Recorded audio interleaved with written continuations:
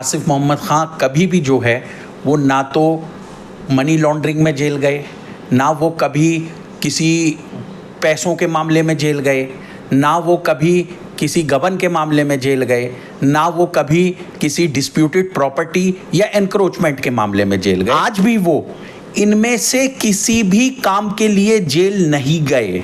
Fencing को हटाने के केस में हमें कन्विक्ट करा गया, लेकिन जहां दूसरी तरफ एनक्रोचमेंट का केस था वहां हम बाइज्जत बरी होकर आए। जिन किसानों की जमीन थी उन्होंने उन किसानों से वो जमीन खरीदी है बाकायदा और उसकी पेमेंट हुई है। वो पूरी लैंड उनकी है, उसके पेपर सब उनके नाम पे हैं।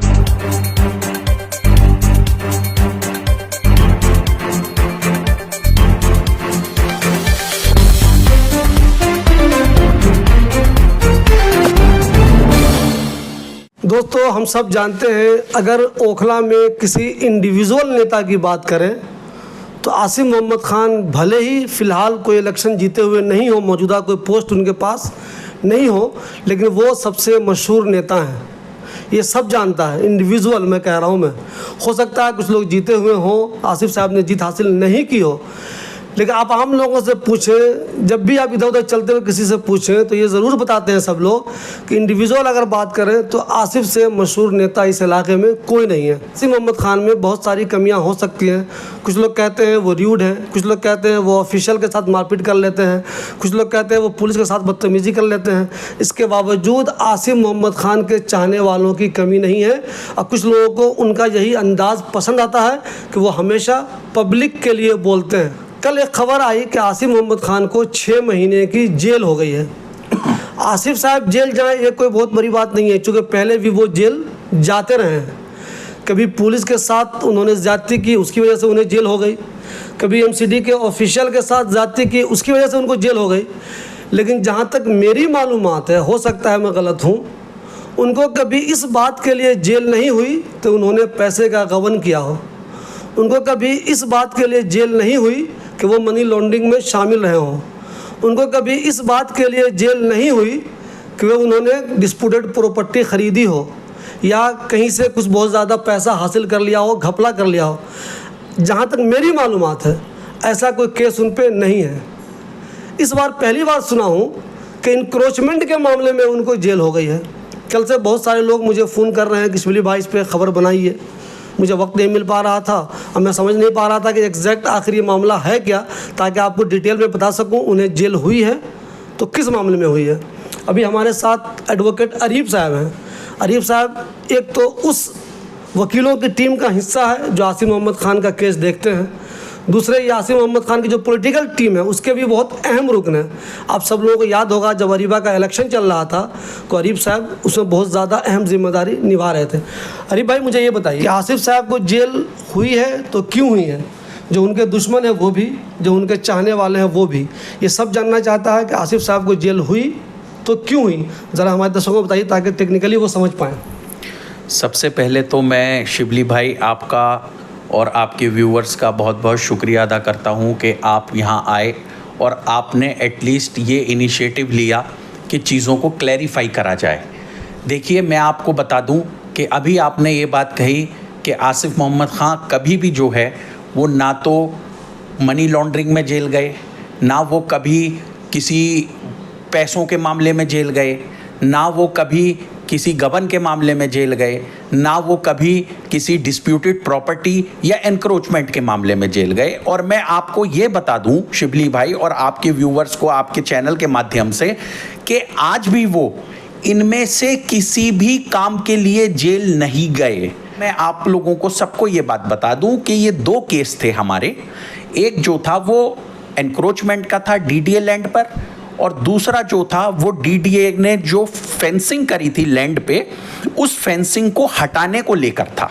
तो मैं आपको बहुत आपके सारे व्यूवर्स को ये क्लैरिफाई करना चाहता हूँ कि देखिए, हमारे जो एंटी पॉलिटिकल ग्रुप्स हैं वो हमारे खिलाफ बहुत सारी बातों को चला रहे हैं, लेकिन सच्चाई उसमें बिल्कुल नहीं है।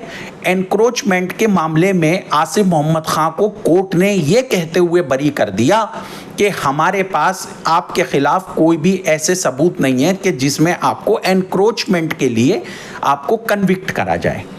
अब जो ये था पहला केस, अब जो दूसरा केस है जिसमें उनको कन्विक्शन हुई है, उसको मैं आपको ये क्लैरिफाई कर दूं कि डीडीए ने एक खसरा नंबर 409 है शाहीन बाग के अंदर, उसमें डीडीए ने 14 बीघे 15 बिस्वे पर फेंसिंग करनी थी और ये कहा था कि ये डीडीए की लैंड है।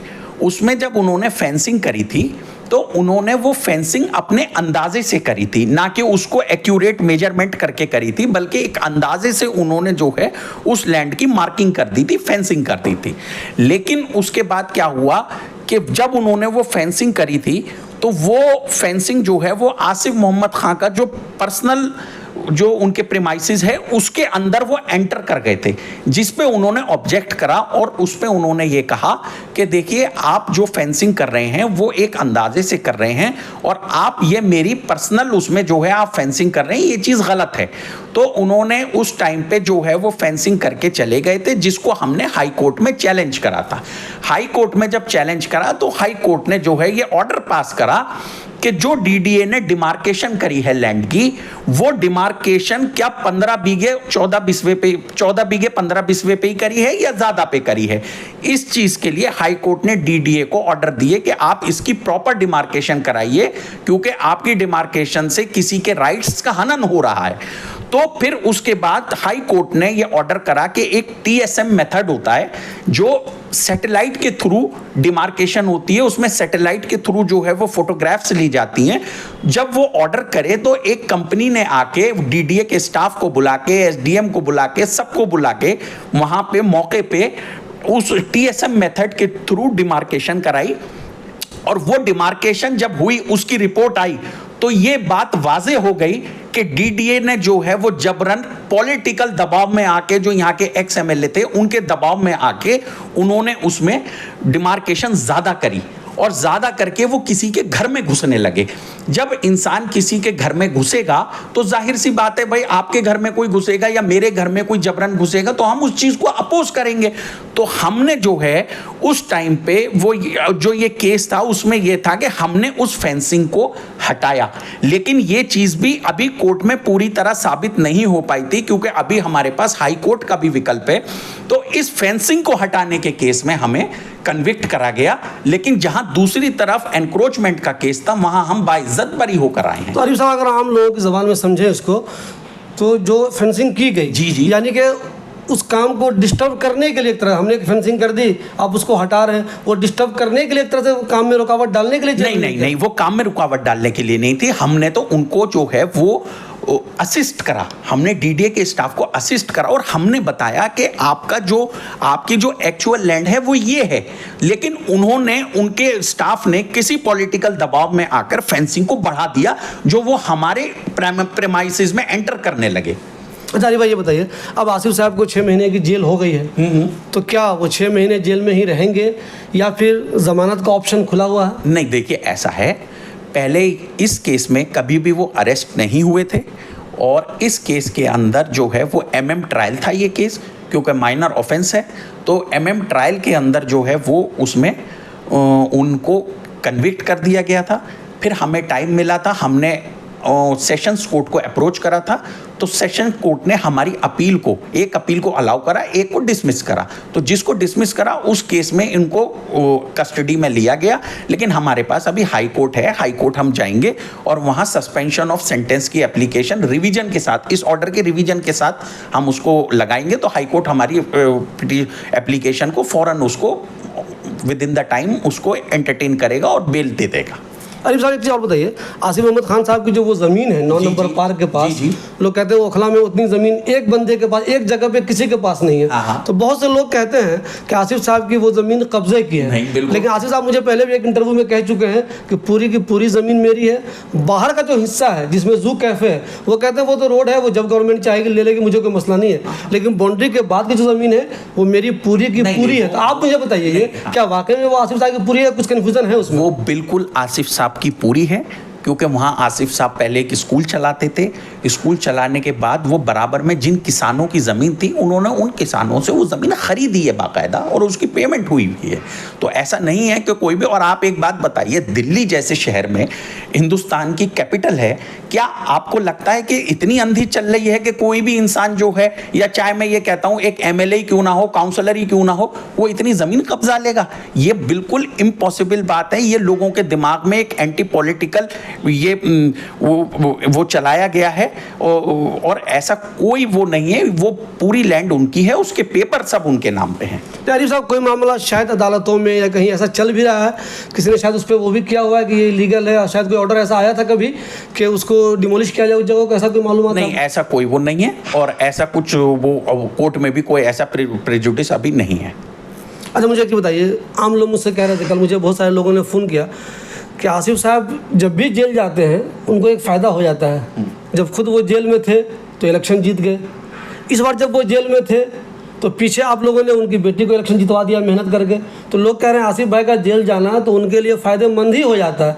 इस सिलसिले में देखिए, जेल जाना अच्छी बात तो है नहीं, मैं कभी नहीं कहूँगा कि भाई कोई जेल जाना किसी के लिए अच्छा नहीं होता, लेकिन आसिफ भाई के बारे में बहुत सारे लोग कहते हैं कि आसिफ साहब का जेल जाना हमेशा उनके लिए फ़ायदेमंद ही रहा है। देखिए, ऐसा है, जेल जो है वो आपने ठीक कहा कि जेल जाना अच्छी बात नहीं है, लेकिन आप ये देखिए कि आप हमेशा आप एक रिकॉर्ड उठा के देखिए पुराना, आसिफ साहब जितनी बार जेल गए वो आवाम के मामलों में जेल गए।